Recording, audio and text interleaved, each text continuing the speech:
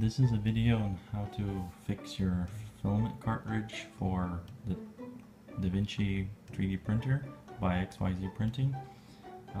As you can see, mine came with this piece on the inside and not on the outside of the cartridge, so I had to take it apart.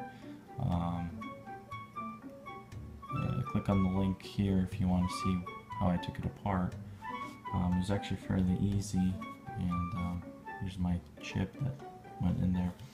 So what I'm going to do now is I'm just going to put it back into these two slots right here, and then back into this hole, and then stick it out,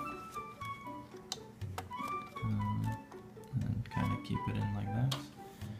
Then I'm going to make sure that I put this in with this flat angle over here like this, and then I'm going to close it, try to close it. Here, let's flip this.